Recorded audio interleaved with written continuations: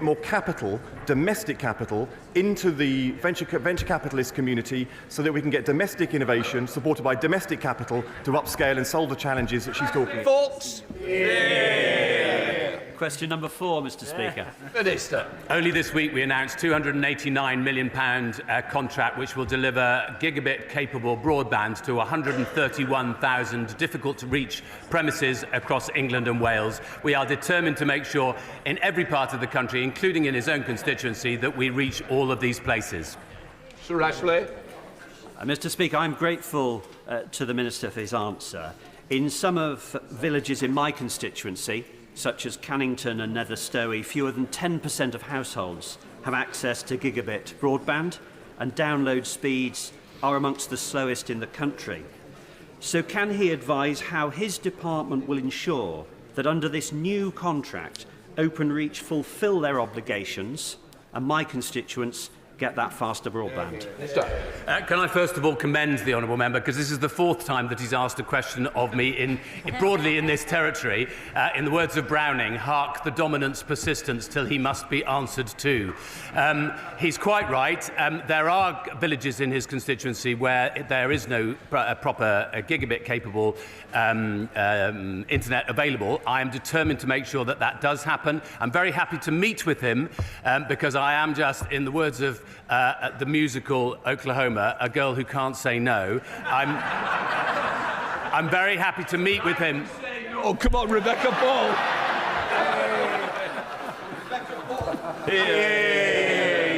Question number 5, Mr. Speaker. Secretary of State.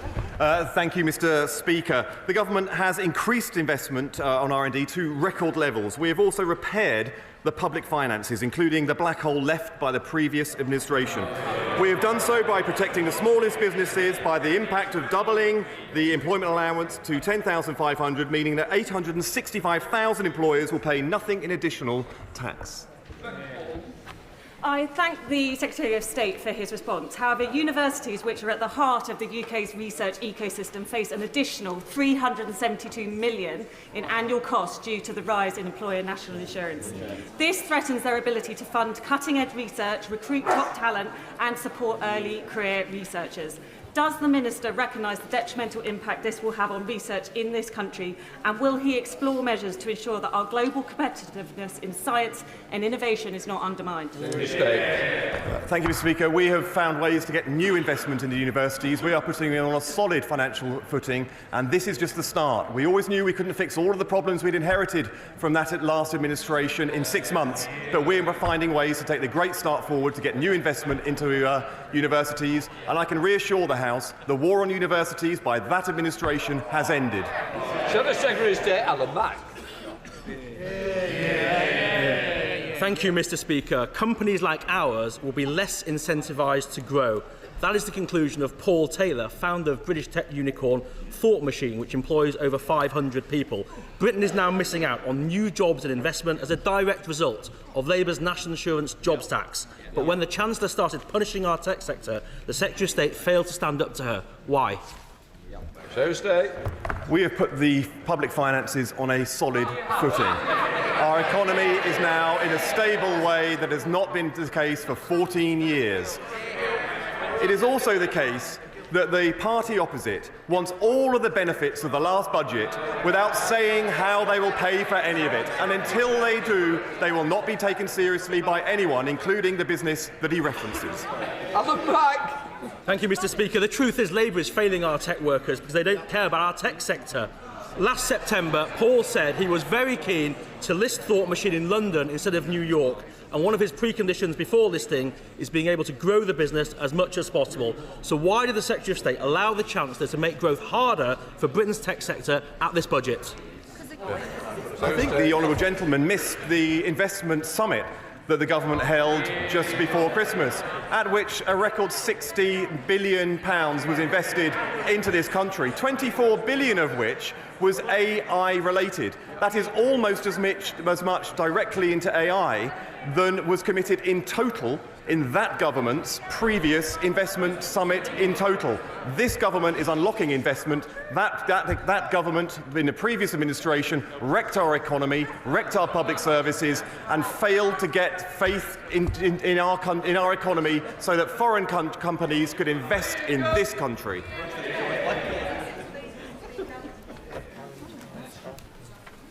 Thank you, Mr. Speaker. Just in case the House didn't hear, this government is driving innovation with a record £20.4 billion of R&D investment for 25-26, powering an innovation-led economy across the UK. In Staffordshire, UKRI is backing over £29 million in 70 cutting-edge research and innovation projects. A standout example in innovative UK support for Staffordshire Net Zero Skills for Growth project is equipping the country to seize opportunities in the net zero transition.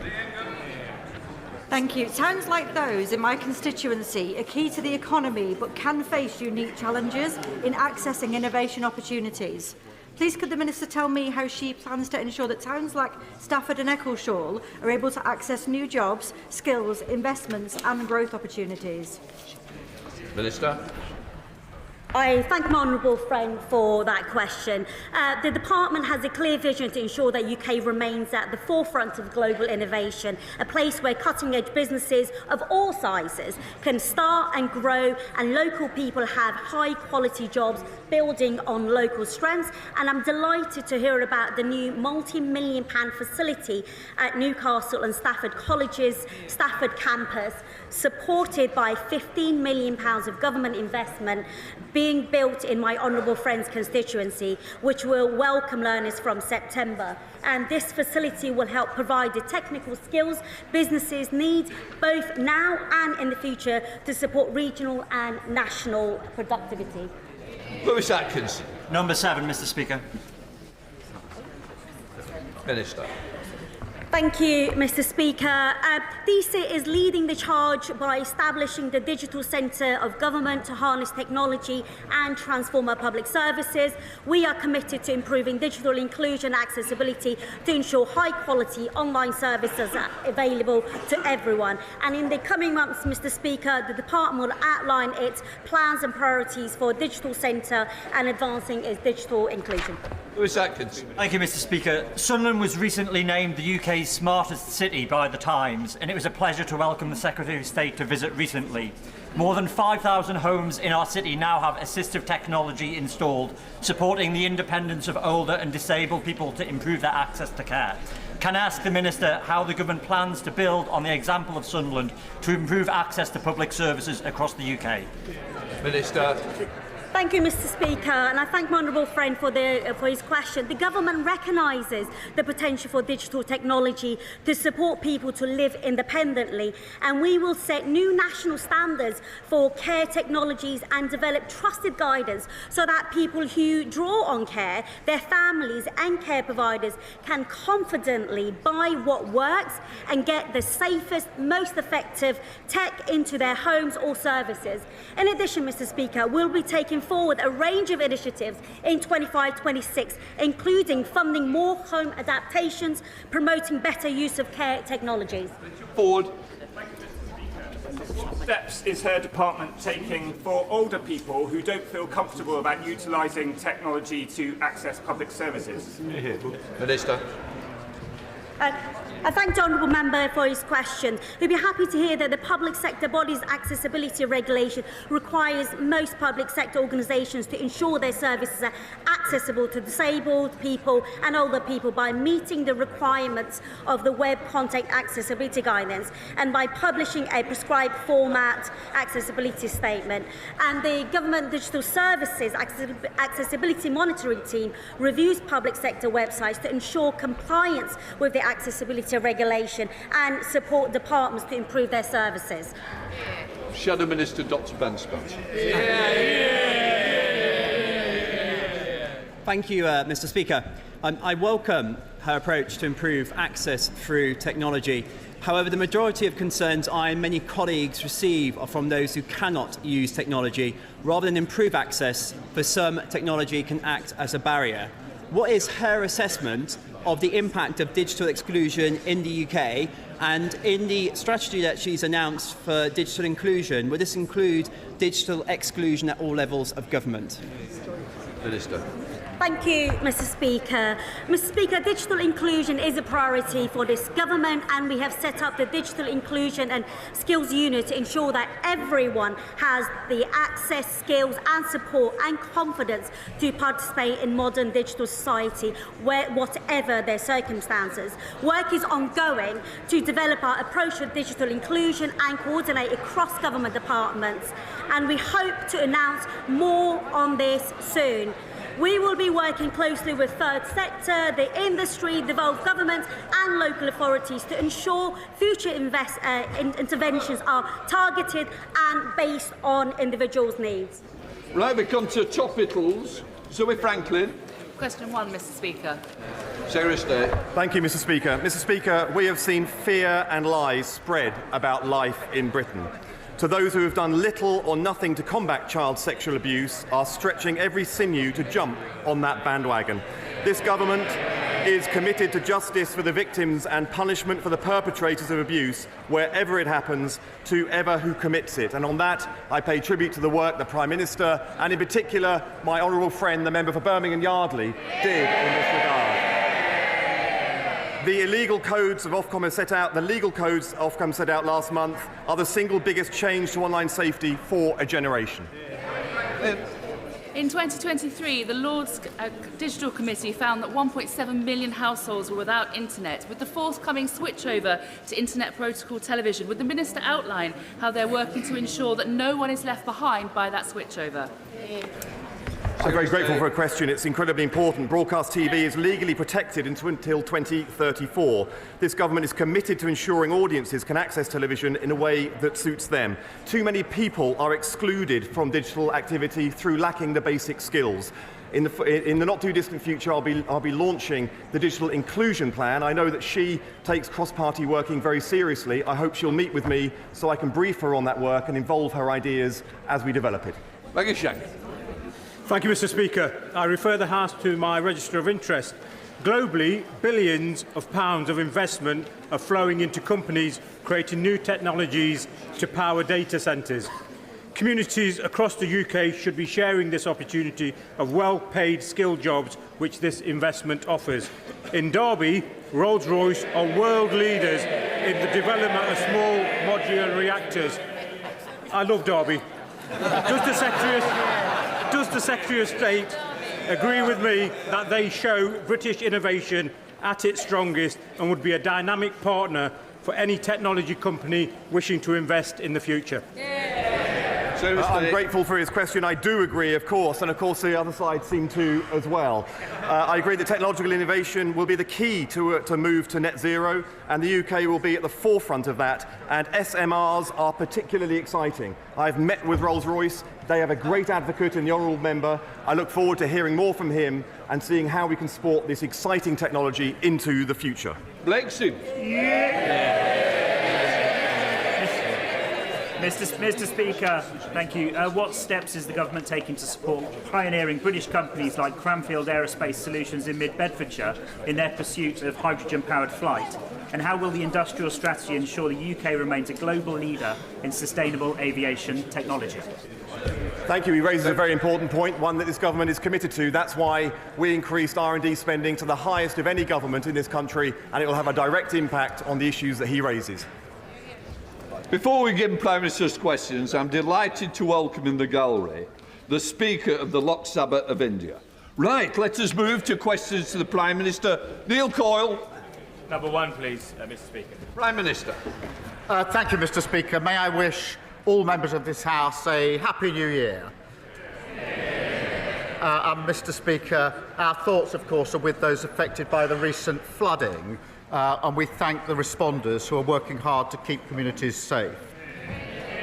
Mr. Speaker, this week we published our elective reform plan to rebuild our NHS and end the Tory backlog. We will deliver where the previous government failed, empowering patients, boosting productivity, more care in the community and incentivising reform. Mr Speaker, this morning I had meetings with ministerial colleagues and others, in addition to my duties in this House. I shall have further such meetings later today. On behalf of everyone in Southwark, and I hope the whole House, can I offer the Prime Minister condolences on the loss of his brother over Christmas and wish everyone a Happy New Year. Last July, the public overwhelmingly backed Labour's manifesto commitment to halving violence against women and girls. Can the Prime Minister set out how today's vote on the Children's Wellbeing Bill is a crucial step to delivering that promise, to protecting children, and without the delay of an unnecessary further lengthy inquiry?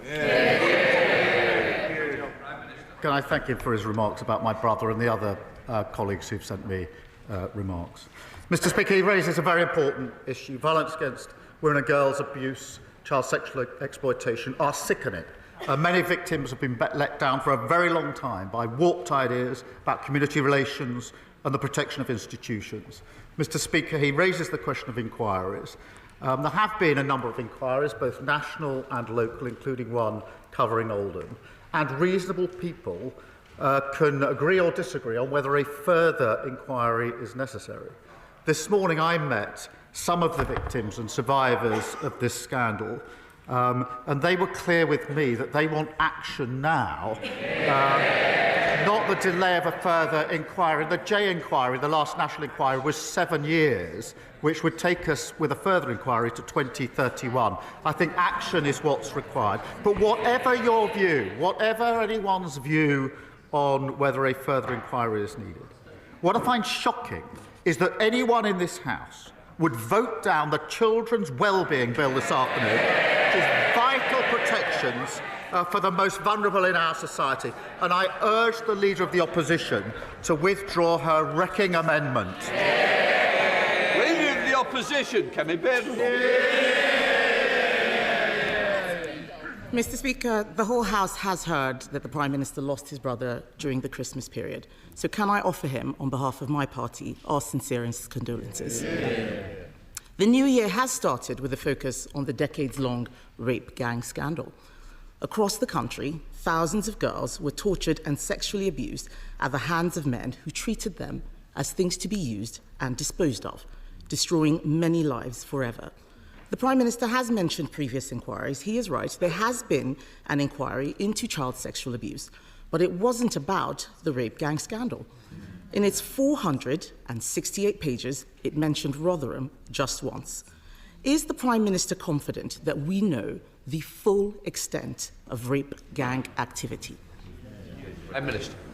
Can I first thank her for her condolences, and can I thank her for reaching out over the Christmas period when I lost my brother? I really did appreciate that, and I appreciate it today. Mr Speaker, on the question of a further inquiry, there have been a number of inquiries, some of them localised, including the Mayor of Manchester's inquiry recently, and of course a national inquiry Professor Jay carried out, took 7 years, had 20 recommendations, none of which actually were implemented by the party opposite when they were in government. Now, this is a really serious issue, and we must focus, obviously, on the victims and survivors. There's no fixed view on the victims and survivors about a further national inquiry. There are mixed views. But there is a view, and I share this view, that what is needed now is action on what we already know. We already know, myself from personal knowledge when I was Chief Prosecutor, that warped ideas, myths and stereotypes about victims are at the heart of this. We've known that for a decade. The J report called for mandatory reporting. I called for it 11 years ago. What we need now is action. What can't be tolerated is the idea that this afternoon members opposite will vote down a bill which protects children, include Mr. Speaker, Mr. Speaker, let me just. One of the provisions in the bill is to protect children vulnerable today who are out of school, to prevent abusers ever taking those children out of school. I implore members opposite to defy the misleading leadership of the Leader of the Opposition and vote for a really important bill. Mr. Speaker, I'm shocked that the Prime Minister would say that actions were not taken. He knows full well that we accepted 18. He knows full well that we accepted 18 of the 20 recommendations in the J inquiry and went further, launching a gangs task force that found 550 more perpetrators. That shows that there is still work to be done. In Rotherham alone, there have been over 1,400 victims. Across Oldham, Bradford, Bristol, Rochdale, and dozens more towns, there have been thousands more victims. But no one has joined the dots. No one has the total picture. And it is almost certainly still going on. One victim from Telford, and I know he says that victims have different views. We have different views across this House. But one victim from Telford says she wants a national inquiry because it will hold people accountable in a way that previous inquiries have not. It is very possible to have actions, take on more, and still have a national inquiry. So why won't he listen to victims and launch a national inquiry which would have the power to summon witnesses and make them give evidence under oath? Mr. Speaker, she says they accepted the recommendations. They didn't act on them. Exactly. One of the central recommendations was mandatory reporting, and it still hasn't been enacted. I called for this 11 years ago. They've been tweeting and talking. We've been acting. Well, Mr. Speaker, the Leader of the Opposition has been an MP, I think, for 8 years. Her party have been in government for 7.5 of those 8 years. She was the Children's Minister. She was the Women's and Equalities Minister. I can't recall her once raising this issue in the House, once calling for a national inquiry. It's only in recent days she's jumped on the bandwagon. Now, Mr. Speaker, in fairness, if I'm wrong about that, and she has raised it, then I invite her to say that now, and I will happily withdraw the remark that she hasn't raised it in this House in the 8 years that she's been here until today. Mr. Speaker, the Prime Minister is being very specific because I have raised this issue. I've raised it in speeches. I've raised it publicly. He knows that as a minister, I would not have been speaking on this specific issue. I was not a Home Office minister. But Mr. Speaker, I will remind him about other victims who came to me who I did help. The victims of the Tavistock scandal who came to me as a minister. I didn't send them away like his safeguarding minister. I made sure, as his Labour Party were calling me transphobic, that we launched the CAS review, which even his health secretary has accepted. So we do right by victims, Mr. Speaker. The reason why a national inquiry is important is because this issue is systemic. It has been involving local and national officials, the police, prosecutors and politicians. He talks about some of the local inquiries, but these interlinked issues cannot be covered by local inquiries alone. In fact, the leaders of the Manchester inquiry resigned because they couldn't get evidence, they couldn't summon witnesses, and not a single person in a position of authority has been held to account. The Prime Minister called for 9 inquiries in the last Parliament. Does he not see that by resisting this one, people will start to worry about a cover-up?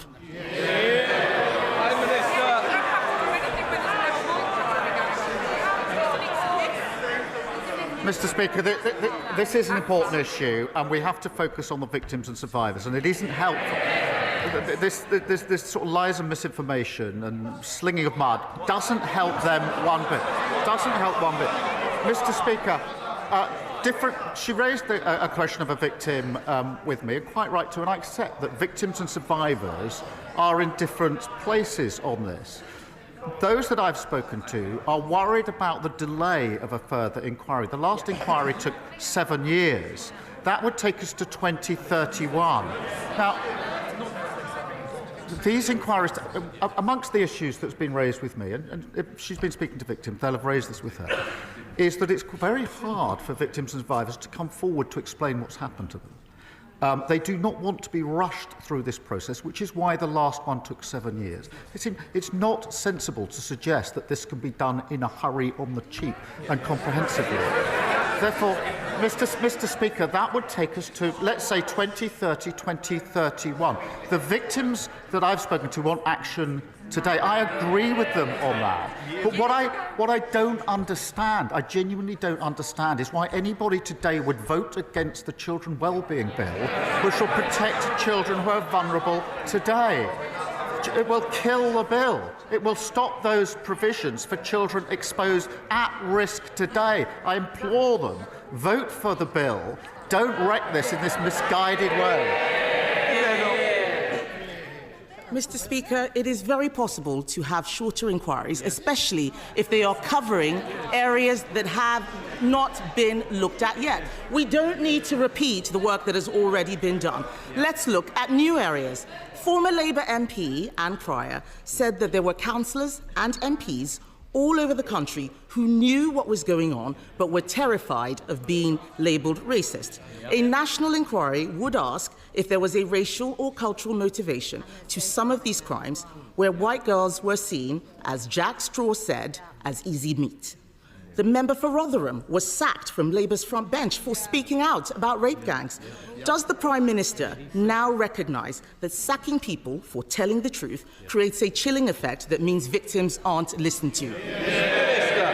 Well, I'm very happy to call out anybody who hasn't acted properly in these cases. I've done it many, many times before, and it doesn't matter to me which political party they're in. I'll call them out and I will condemn them. Mr. Speaker, when I was Chief Prosecutor, I took measures to confront this head-on. The first of the mass prosecutions for an Asian gang was in Rochdale. My team came to see me. It put a number of Asian men in the dock. They wanted the green light for the first of these cases to take place. I gave that green light, but on one condition, because it came to my attention that one of the men that was going into the dock had previously been arrested but not charged. And I said, you can bring the first of these mass prosecutions, but only if you look back at the file where we weren't charged and tell me what went wrong with a report so that I can start to put it right. And that's what started the reforms I brought about. So that's the approach I took in practice, whilst others were tweeting and talking. It's the approach I would take now in any case where there's wrongdoing here. But what we've got to do now, Professor Jay has said this, we have had a number of strong findings. There are 20 on the table from Professor Jay. We've got to get on with action. Don't block it this afternoon. Mr. Speaker, we need to focus on what this is really about. This is not about the Prime Minister's work in the CPS. And I would say very respectfully to the Prime Minister, it's not about you, it is about the victims. Be a leader, not a lawyer. We know that people were scared to tell the truth because they thought they would be called racist. If we want to stop this from ever happening again, we cannot be afraid. The Labour Party has adopted the APPG definition of Islamophobia. That same APPG report said talking about sex groomers was an example of Islamophobia. This is exactly why people are scared to tell the truth. And the lack of clarity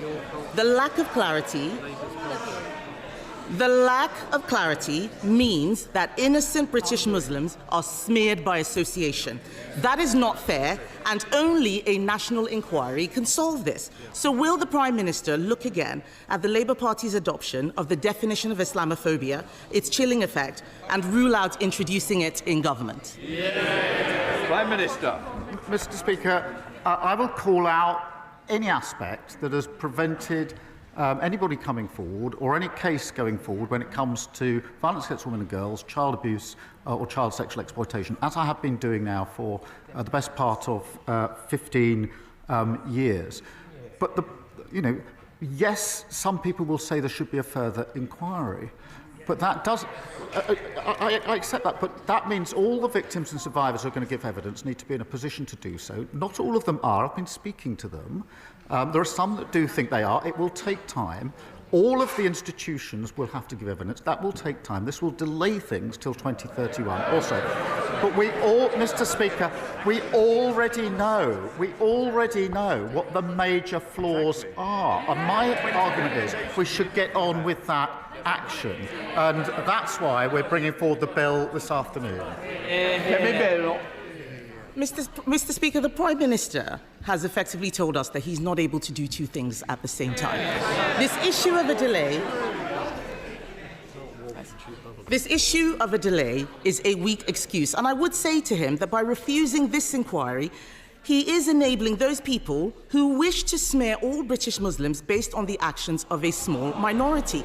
He is talking about distraction tactics. Let us have the truth.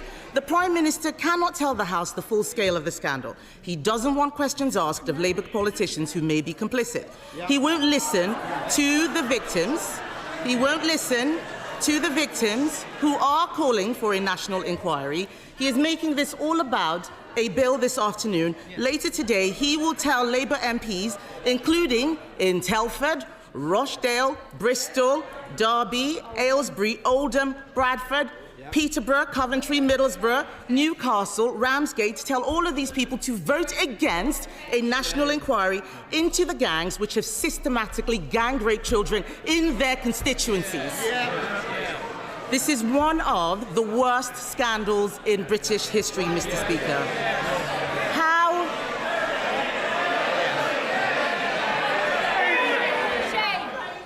Sorry?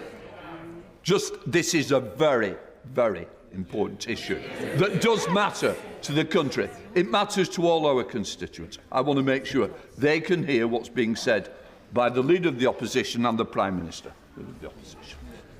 Mr. Speaker, this is one of the worst scandals in recent British history. But how are they going to explain to their constituents that obeying his whip is more important than doing the right thing?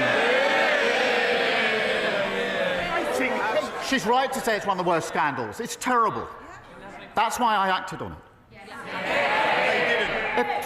Her recently acquired view that it's a scandal, having spent a lot of time on social media over Christmas, not once in 8 years did she stand here and say what she's just said. Not once in 8 years. They didn't act on the recommendations. They want a national inquiry. We had a national inquiry, the J inquiry, the J report. 20 recommendations, not a single one implemented. Not a single one implemented. And she said you can do two things at once. You can't kill the bill this afternoon, wreck that bill and protect children. There was Mr. Speaker, there was a dreadful case of Sarah Sharif that everybody will remember. This was the girl taken out of school and abused by an abuser. The bill this afternoon fixes that gap. And I know, I'm looking across, I know there are honourable members on the benches opposite who know very well that what's in this bill is necessary, that it's the right thing to do, and that would want to vote for this bill. I urge them to think twice about following this short-sighted, misguided, bandwagon-jumping approach of the non-leadership of the Leader of the Opposition. I urge them to. Speaker, my constituent, Anne-Marie, and countless other armed forces families across Aldershot and Farnborough are living in shabby military accommodation that simply isn't good enough after 14 years of Conservative neglect. So can I welcome the Ministry of Defence plan to buy back thousands of homes in my constituency? And will the Prime Minister set out how sorting out this bad deal left behind by a past Tory government will make life better for Anne-Marie and others like her living in the home of the British Army? Prime Minister. Can I thank her for her question? And we all owe extraordinary debt of thanks to those who serve. Mr. Speaker, by reacquiring over 36,000 service family homes, including 1,700 in my honourable friend's constituency, we can rapidly transform substandard accommodation. The deal that we've done also saves the taxpayer around £230 million per year in rent, and of course it follows the largest pay rise for the armed forces in over 20 years. There is of course still work to do, but this is a major step forward. We now come to the Leader of the Liberal Democrats, Red Davey. Thank you, Mr. Speaker, and Happy New Year to you. And can I join others by offering my personal condolences to the Prime Minister on the loss of his brother? And can I take this opportunity to express my sadness at the passing of a much-loved member of the Liberal Democrat family, Baroness Jenny Randerson. Mr. Speaker, fixing the care crisis is urgent. for the millions of people, elderly and disabled, who are not getting the care they need, for the millions of family carers who are making huge sacrifices to fill the gap, for the NHS, where over 12,000 people are stuck in hospital beds because they can't get out of hospitals, the care is not there for them. The Prime Minister is right to say we need a cross-party approach today, but as Sir Andrew Dillot has said today, that needn't take 3 years. So will the Prime Minister please speed up this work so 2025 is the year we finally rise to the challenge of fixing care? Prime Minister. I thank him for raising this important issue and thank him for his condolences. Yes, it is right we need to get this right. I'm on a cross-party consensus on this and invite him to work with us on this, as I know he will. But it is important, and he's right to say we need some action now as well. And that is why it's important I point out the immediate action that we've taken, the £3.7 billion of additional funding in the budget for social care, another £86 million to allow 7,800 more disabled and elderly people to live more independent lives, and of course the increased carers allowance. And the way in which we've set this up is in stages so that we can act and improve as we go along, but making sure that we've got consensus for the bigger changes that may be proposed in the review. And I do invite him and members across the House to work with us on this so that we can get this right and make sure that what we put in place endures beyond just a few years. Thank you. Red David. Mr. Speaker, I'm afraid if the government doesn't bring in these long-term social care reforms this year, their NHS reforms, this Parliament will fail. So I hope he will revisit the timetable. But moving on, Mr. Speaker, while the honourable member for Clacton may miss out on his big allowance from Elon Musk, the spectre of the richest man in the world trying to buy a British political party should give us all pause for thought. And after years of the Conservatives taking millions of pounds of Russian money, will the Prime Minister now work with us to bring in long overdue reforms of party funding so that power in this country lies with the voters and not wealthy overseas oligarchs? I think we all had a smile on Sunday when the honourable member said how cool it was to have the support of Musk, only for Musk to say he should be removed. Just a few hours later, that's the rough and tough of politics. And of course, we're looking at the question of funding more generally. Joseph. Thank you, Mr. Speaker. I welcome the efforts this Labour government has made to reset our relationship with the European Union and to seek to remove unnecessary trade barriers. The trading links between the UK and mainland Europe are of particular importance to my constituency of Ashford. So would the Prime Minister support my efforts and those of other Kent colleagues to restore international train service to Ashford International Station that will help economic growth in my constituency, Kent and wider South East? Prime Minister. Right. Thank my honourable friend for raising this question. Businesses in his constituents have been badly let down by the deal of the last government, and we, of course, are resetting and strengthening that relationship on the economy, on energy, on security to deliver the growth that we need. I know this is an issue of considerable frustration to his constituents. The decision in question, Mr. Speaker, is ultimately for Eurostar, but we are keen to see international services reinstated to Ashford as soon as possible, and I would be happy for the Rail Minister to update him on the latest discussions. Stephen Flynn. Mr. Speaker, can I begin by doing something unusual, which is to commend the Prime Minister on his earlier answers to the Leader of the Opposition and, of course, to pass on my party's condolences to him for the loss of his brother. Outside of this place, temperatures continue to plummet, energy bills continue to rise, and the winter fuel allowance has been unacceptably taken away from so many vulnerable pensioners. Now, the Prime Minister intimated prior to Christmas that he had no regrets about any of the decisions that he has taken in office. Does he understand that the public do? Prime Minister. I thank him for his condolences. We took some tough decisions. They led to a budget which delivered the largest settlement since devolution began to Scotland. If he thinks we should now reverse that, then he should say so. What it's done is it's given the money, so now the SNP have the money, they have the power, and no more excuses for the non-delivery that we see in Scotland. If he wants me to reverse that, he should say so. Sam Rushworth. Mr. Speaker. Feeling safe in your own community is among the most basic of human needs, but after 14 years of Tory cuts to Durham's frontline police and breaking the criminal justice system, too many of my constituents are victims of violence, theft and antisocial behaviour, and these crimes too often go unpunished. Now, I know the Prime Minister's had a lifelong commitment to protecting victims, so what assurances can the Prime Minister give my constituents that our new government will be tough on crime and on the causes of crime? Mr. Speaker, he's right to raise this important issue, and I have to say, when he said there were cuts to polices and somebody said boring, I think that somebody opposite just did boring. That tells you everything you need to know about the last 14 years. He's right. We need to crack down on those committing vile acts in our communities. And that's why our plan for change puts 13,000 extra police and PCSO officers into neighbourhood policing, 3.5% real terms increase, and of course tough new respect orders. Where they lost control, we'll take back control and deliver safe and secure communities. Thank you, Mr. Speaker. My constituent Dipak first opened the doors to his pharmacy in 1991, and he's been serving the Chelmsford community ever since, greeting many of his patients by name. But Dipak's business is struggling.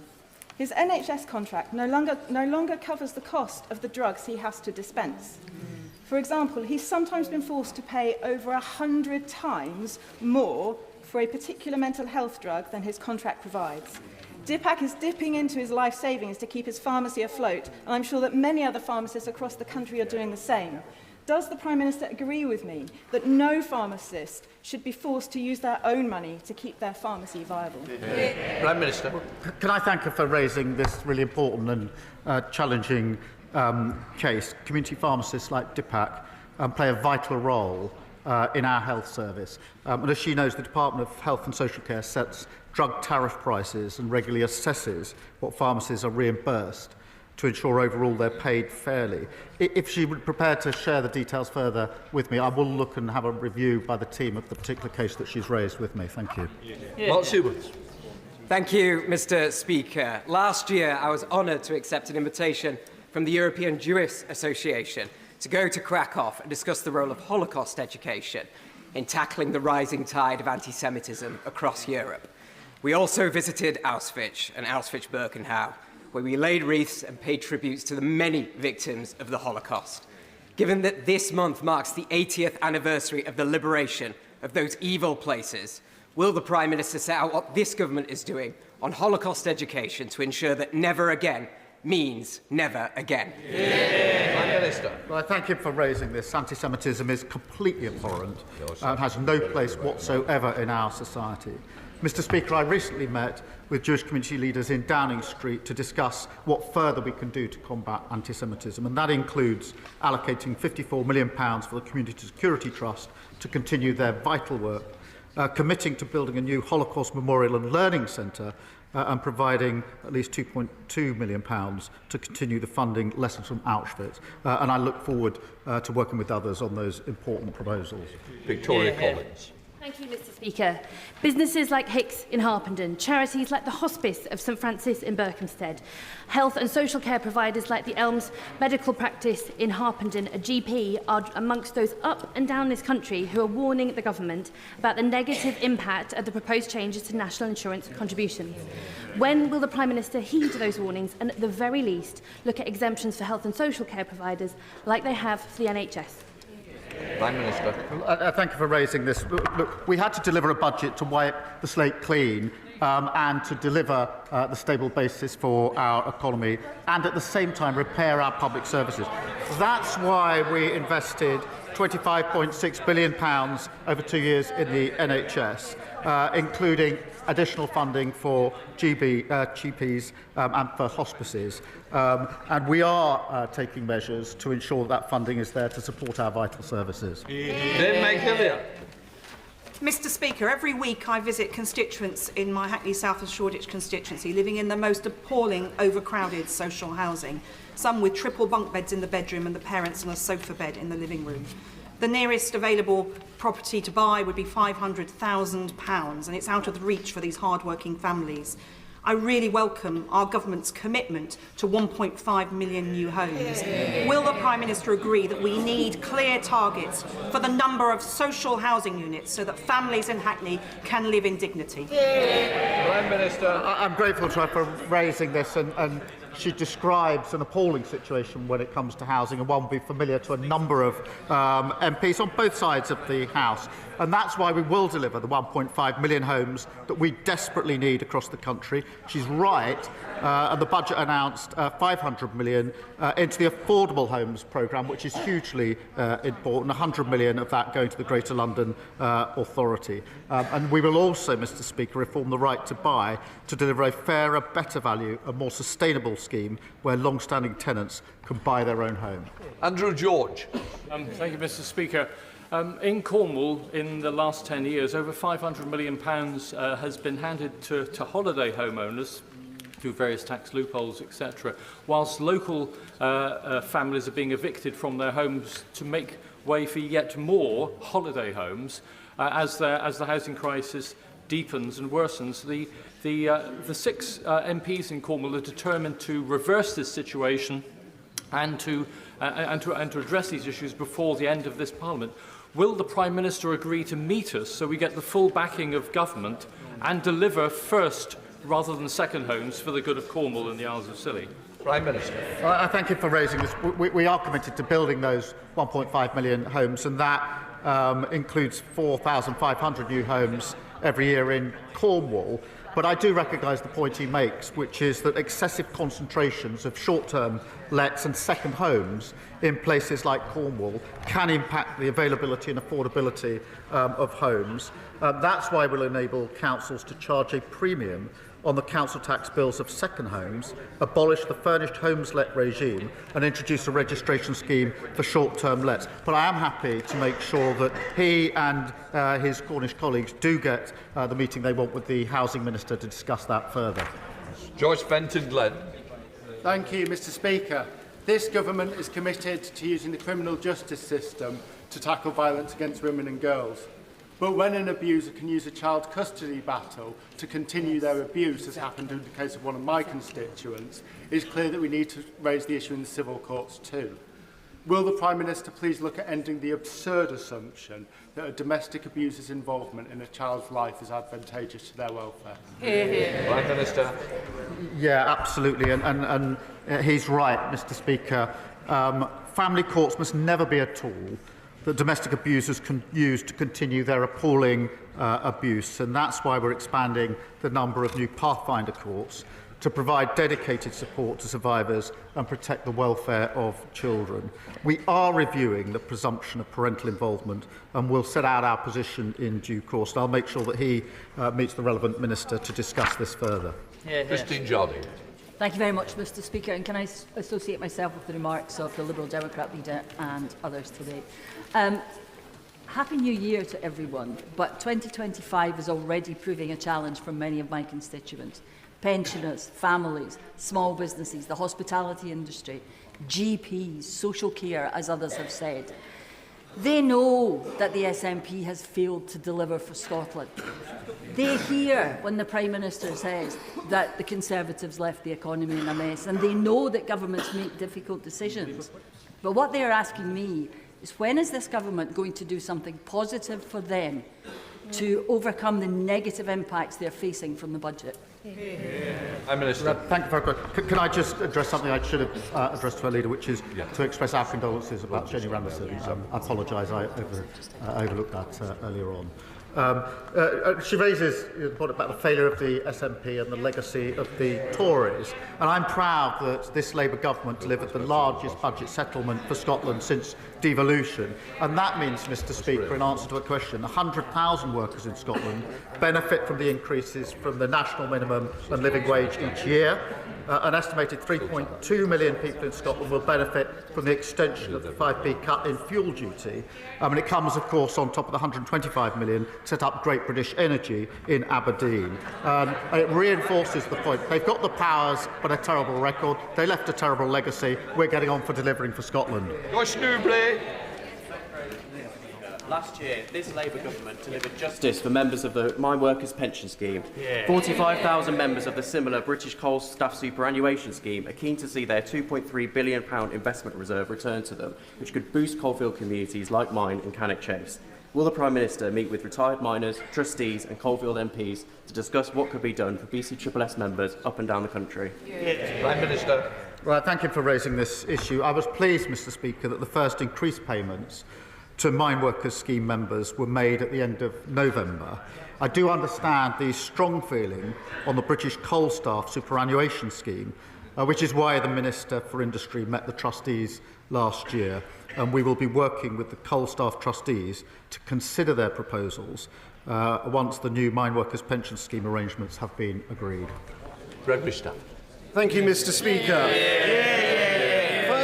Mr Speaker, first of all, we had a Chancellor who embellished her CV, then we had a Transport Secretary with a fraud conviction, and now we've got an anti-corruption minister who is being investigated for corruption. Now, I know the Prime Minister likes living in free accommodation, but does he really think it's appropriate that his minister is being given free housing by the political allies of some very dubious foreign regimes? Prime Minister.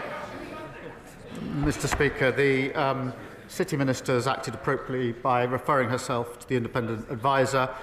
We brought in our new ministerial code to allow ministers to ask to establish the facts, and I'm not going to give a running commentary on that important exercise. Tonia Antoniazzi. The last couple of days, I wrote to the England and Wales Cricket Board regarding the upcoming game in the Championship Trophy against Afghanistan on the 26th of February. I have met with the ECB and we are calling for the game to be boycotted. I thank everybody for the support that I've had across this House and also at the other place.